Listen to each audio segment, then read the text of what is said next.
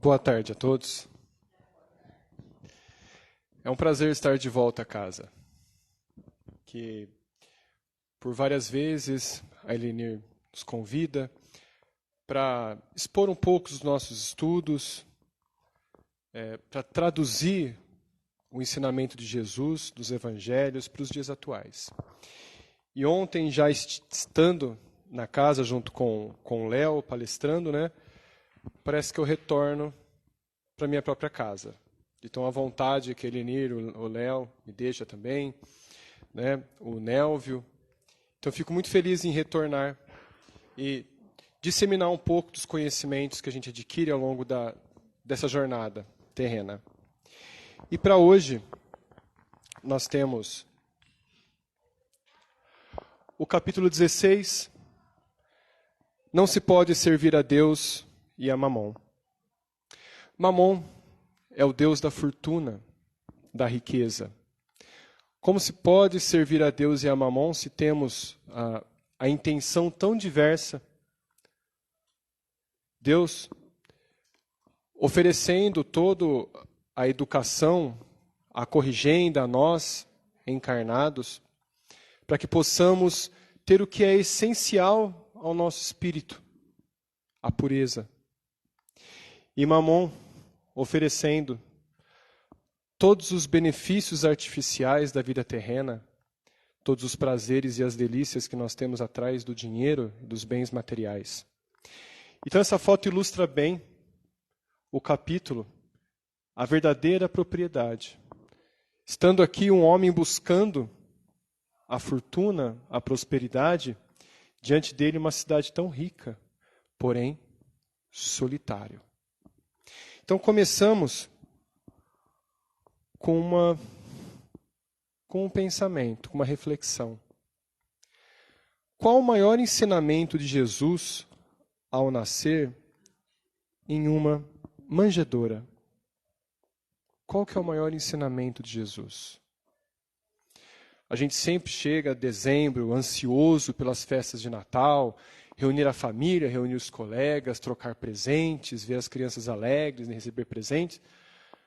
Mas a gente já logo coloca a matéria como sendo um dia de uma simbologia tão grande. O nascimento de Jesus. Em uma manjedoura, no estábulo, entre os animais. E cumprindo sim a profecia que foi falada por tantos profetas, que o Senhor dos Senhores viria em toda a sua majestade, com os seus guerreiros prontos a combater aqueles que são incrédulos. E ele veio em toda a sua majestade da humildade.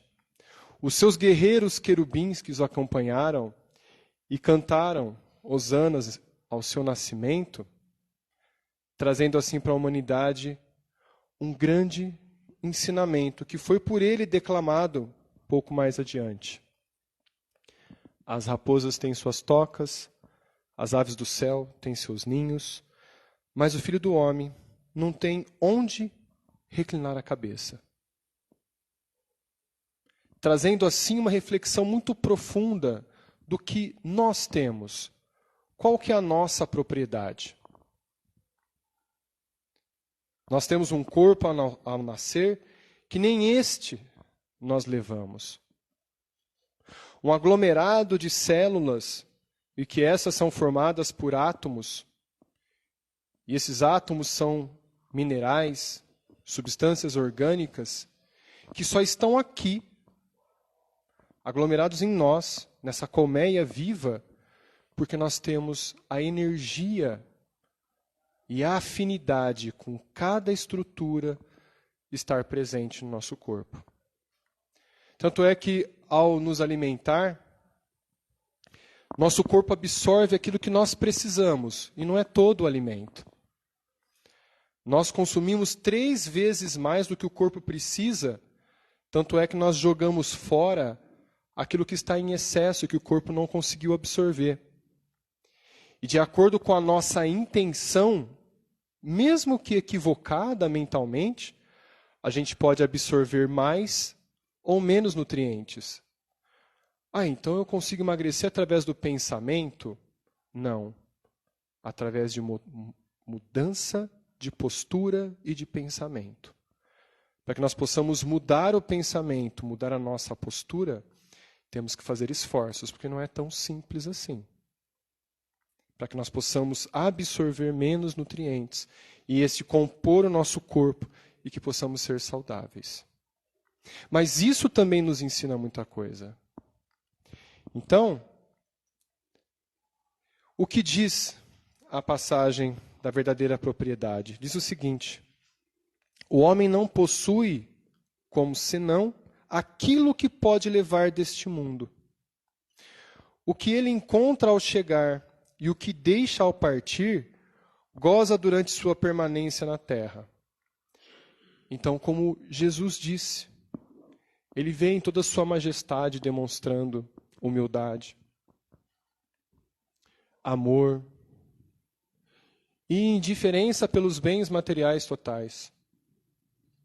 E a partir dali, sem nada a ter, em toda a sua vida, não recebendo um centavo.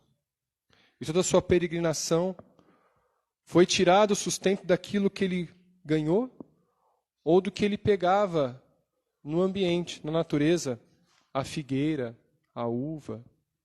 Nada mais que isso. O trabalho com o seu pai como carpinteiro e assim por diante. E nós não entendemos isso até hoje. Nós ainda ficamos muito chateados quando aquele emprego nos falta, ou quando falta um dinheiro e nós queremos algo melhor. Uma vez eu ouvi: quem anda a pé quer uma bicicleta. Quem tem uma bicicleta quer uma moto. Quem tem uma moto quer um carro. Quem tem um carro quer um carro melhor. Quer 2 carros. E assim por diante. Esse é um instinto de melhoramento. É essencial para o nosso espírito. Porém, até onde vai a nossa vaidade? Em querer adquirir aquilo que a gente não pode administrar. Fica uma segunda reflexão. Será que somos capazes de administrar aquilo que nós queremos de verdade? Um emprego com alto salário? Uma casa muito maior? Será que somos capazes de administrar? Será que a soberba, a vaidade, o orgulho nos conduziria a altas quedas? Sobre os ensinamentos de Jesus, inclusive sobre a psicografia de diversos autores espirituais, espírita, a Chico Xavier, a tantos outros médiuns também, que declaram ali diversas histórias, diversos romances de quedas muito bruscas através de dinheiro, da vaidade, do orgulho. E nós tentando buscar a nossa tranquilidade. Eu ouço muito, inclusive eu como professor, ouço muito dos alunos: eu só vou estar tranquilo quando eu tiver um salário de X dinheiro, X mil reais, 8 mil reais, 10 mil reais. Aí eu pergunto: qual é a primeira coisa que você ia fazer com esse dinheiro? Eu ia comprar um carro X, eu ia comprar uma coisa tal. Mas a necessidade imensa e os valores. Então, quando a gente faz essa reflexão, a gente consegue entender o porquê a vida foi dura conosco. Porque não foi permitido que a gente chegasse naquele emprego tão desejado, naquele salário tão desejado. E essas negativas através da vida construiu o nosso caráter. Nos fez chegar até aqui. E mesmo na dureza, inclusive da educação antiga que nós recebemos, onde a economia do Brasil era outra. Era tudo muito mais difícil. Nós recebemos tantos nãos que a resiliência foi lá no alto. E hoje a gente consegue receber um não e consegue administrar esse não. Vamos fazer uma alternativa, vamos fazer uma outra coisa para a gente tentar sanar esse problema. Tanto há diferenças que hoje nós temos os jovens que, para que os pais deem de tudo e recebam o amor dos filhos, fazem com que eles não sofram. Eximam ele de qualquer problema. Ah, uma nota vermelha. Nossa, o professor está errado, vou lá falar com ele. Por que tem uma nota vermelha para o meu filho? Por que ele não pode jogar como titular no time da escola? Por que despediu meu filho de 22 anos do emprego? Por quê? Não enxergando que isso retira a possibilidade do que a gente chama, popularmente, de casca, que na psicologia nós chamamos de resiliência. A capacidade de voltar ao estado normal quando sofre uma ação danosa. Assim como a bola que a gente solta ao chão, ela deforma ao bater no chão e logo volta ao estado normal. Por isso que ela quica quase que na mesma altura. Aí, desconsiderando as forças e tudo mais, a gente não entra nesses detalhes. Mas então nós temos esse aprendizado através do Espiritismo,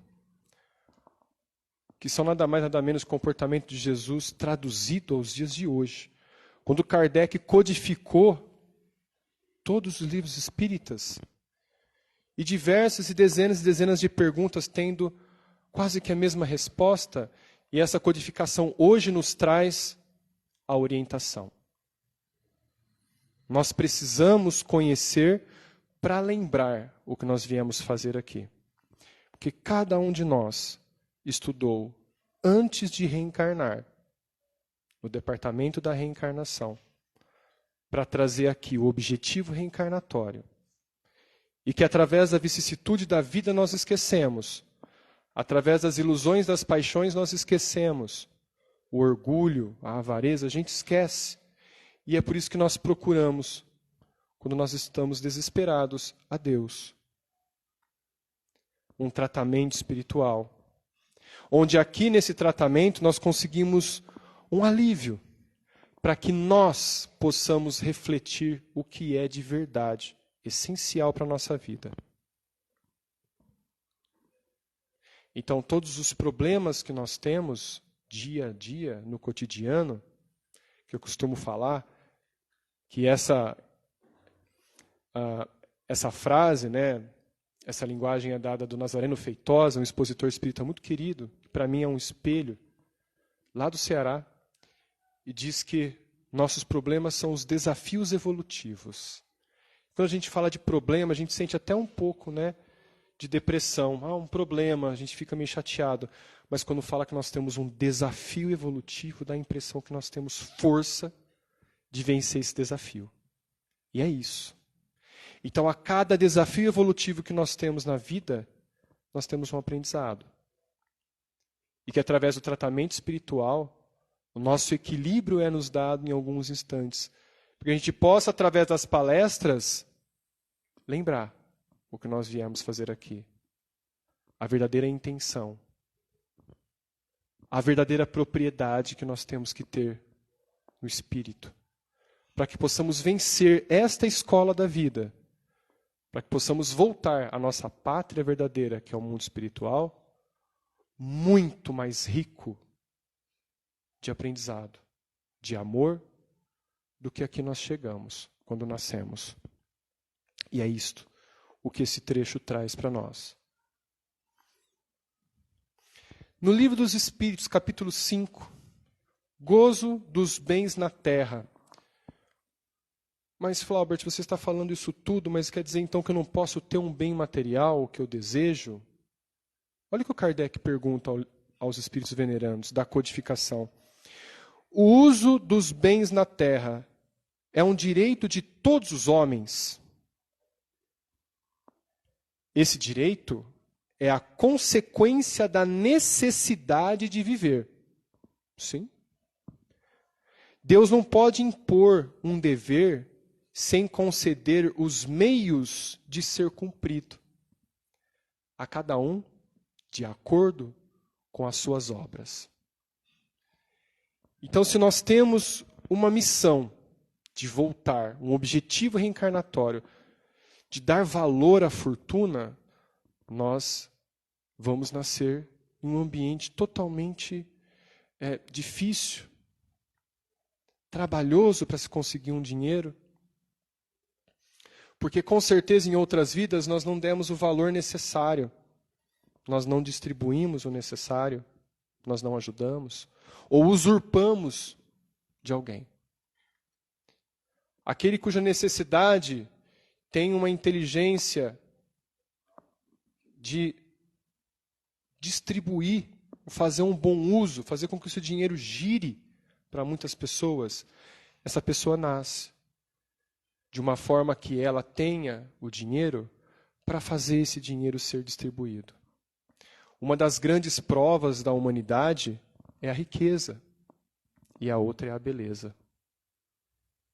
Porque através dessas duas, nós temos muitas quedas. O dinheiro compra-se de tudo, inclusive a dignidade. E a beleza também. Faz com que se perca a cabeça. É como um cavalo desgovernado, que a gente não consegue controlar. Então, se nós não somos providos de riqueza e de beleza, não os peça para não ser tentados. Certa vez, Chico Xavier acordou logo cedo. Emmanuel o orientou que ele ia receber visitas. E a sua irmã, acordando logo cedo, ué, Chico, está de pé? Sim, eu estou esperando visita. Já já vai chegar. Então prepara um café para a gente. Ela foi lá, preparou um café e de repente um homem bateu a porta. E quando a irmã do Chico viu, ficou assustada. Era um dos homens mais ricos do Brasil. Na porta do Chico. E ela entrou, Chico, a visita. Peça para entrar que eu estou esperando. E ela voltou. Entre, o Chico já estava à sua espera. E o senhor assustado? Entrou, conversou, chorou, se lamentou, tomou café, e o Chico só ouvindo, se lamentou, muito. Quando foi embora, sua irmã chegou. Chico, esse homem é tão rico, mas tão rico. E ela disse, não, ele é muito pobre, ele só tem dinheiro. Para entender o valor, o que é a fortuna do Espírito? É o amor que possamos oferecer, agregar, é aquilo que nós possamos conceder, que nós possamos aprender, é a tranquilidade de espírito. A maioria de nós aqui nós temos uma paz interior que só nos recordamos dessa paz interior, quando a gente perde. Quando a gente perde, a gente recorda. Nossa, eu estava em paz e não sabia. Eu estava tranquilo e não sabia. Na questão 712, com que fim Deus faz atrativos os gozos dos bens materiais? Qual é a atração para isso? Para instigar o homem ao cumprimento da sua missão e também para provar a tentação. Todos nós temos desejos, todos nós temos sonhos. O problema é que alguns sonhos são muito além das nossas necessidades, os nossos desejos também. Então Deus nos olha, Jesus nos olha, né? Falar em Deus é uma coisa complicada na nossa pequenez, né? Nosso tamanho de inteligência minúsculo. Então, quando Jesus nos olha, engatinhando ainda, quando é mesmo que a gente observar uma criança que ao almoçar perde chocolate. A gente vai dar o chocolate para a criança? Ou vai dar o almoço para a criança? A gente sabe que o almoço é o que vai nutrir o corpo, que vai fazer crescer, como a gente fala, né? Come para você crescer e ficar forte, né? Mas a criança quer o chocolate. E a gente vai dar o chocolate? Não. Aí a criança se joga no chão, faz birra, se desespera. E a gente faz o quê? Graças a Deus ninguém comentou alguma coisa, né? Porque da outra vez que eu falei isso, a criança se joga, se desespera, a pessoa fala assim, dá uma chinelada na bunda dele, né? Mas Jesus não faz isso com a gente. Simplesmente faz o que a maioria de nós fazemos. Olhamos a criança, deve uma risada, tadinho, não entende o que é bom para ele. E a gente entende o que é bom para nós? Com a fortuna? Com aquilo que é muito além do que a gente pode administrar? A gente não entende. Então Jesus simplesmente indica, através das provações, da vicissitude do cotidiano, qual que é o lugar que a gente tem que ir. Vem para cá, faz o que você gosta. Você vai ser feliz. Estude. Oportunidade de trabalhar no centro espírita. Ou em qualquer religião que você queira. Mas eu vou entregar uma folhinha. E qual o problema? E se for para varrer? Todos têm seu papel essencial. Eu costumo dizer para os alunos que o trabalho mais importante que existe entre os homens, principalmente o coletor de lixo e o varredor de rua. São eles que limpam o ambiente para que as doenças não cheguem até as nossas casas ou até nós com tanta frequência. São os valores que nós temos que nos apegar. Então nós temos muitos instintos a tentar bloquear.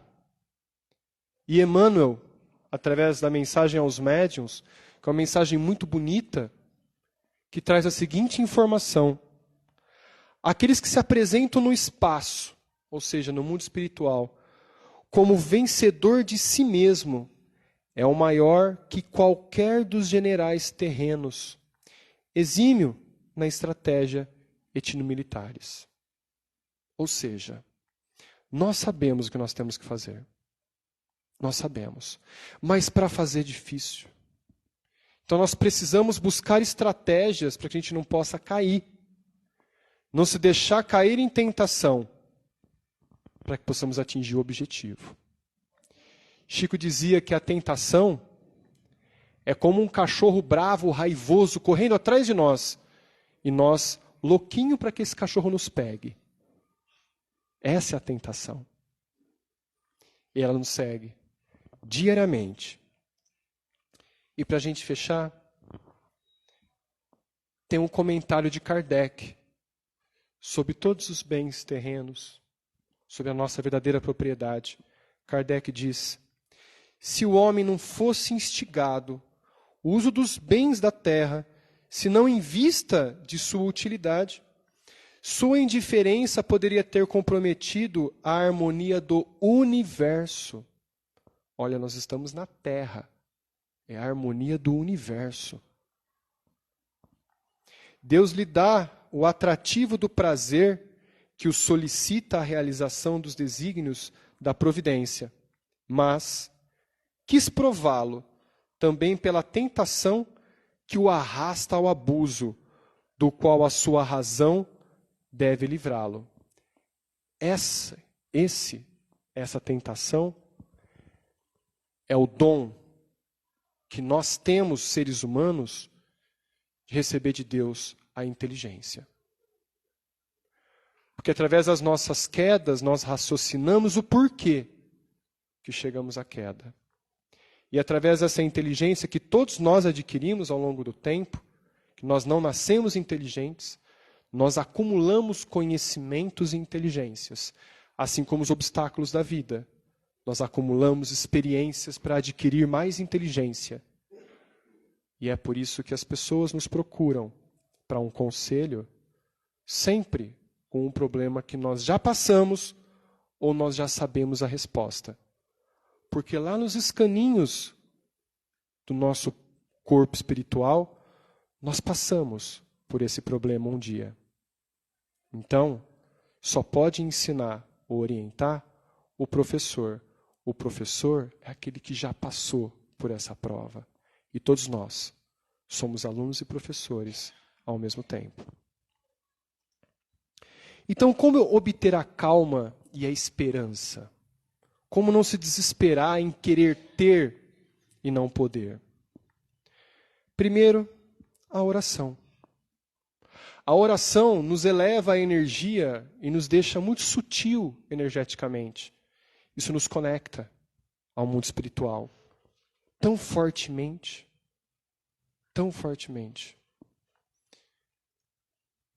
O conhecimento, o estudo de qualquer livro que consideramos sagrados. O Evangelho segundo o Espiritismo, o Evangelho, a Bíblia. Todos têm a intenção de conduzir o homem até Deus. E como Jesus disse, conhecereis a verdade e a verdade vos libertará. E por fim, o amor. Tendes ardente amor, porque um gesto de amor cobre uma multidão de pecados. Perdoe, auxilie. Nós necessitamos auxiliar. É uma condição da natureza muito especial e curiosa que os neurocientistas, estudando o cérebro humano, colocando à prova em diversas situações. Então nós temos neurotransmissores lá nos neurônios que são liberados para o nosso prazer. Serotonina, endorfina, dopamina. E que toda vez que a gente tem uma ação que nos traz esse prazer, nosso cérebro está inundado desses neurotransmissores.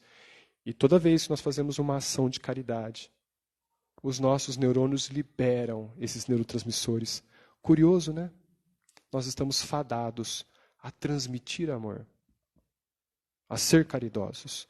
Então, através dessa tríade, nós podemos conceber uma saúde mental e espiritual. Não é fácil sair do que nós somos hoje e chegar a ser anjos amanhã. A distância de nós para os anjos é uma distância tão grande entre o cachorro e o ser humano. Muito distante. Muito distante. Então há de se perdoar de qualquer alteração ou equívoco, porque o nosso passado serve como lembrança de aprendizado, mas o nosso futuro ainda não está escrito. Temos que nós dar o primeiro passo e a força de vontade para conduzir o nosso espírito até alto, até nosso Pai. E sermos um dia como Jesus, um ser puro que também cuidará de diversos outros irmãos em caminhada para a pureza divina. Espero que todos tenham uma excelente tarde, um excelente final de semana. Muito obrigado. Uma ótima tarde.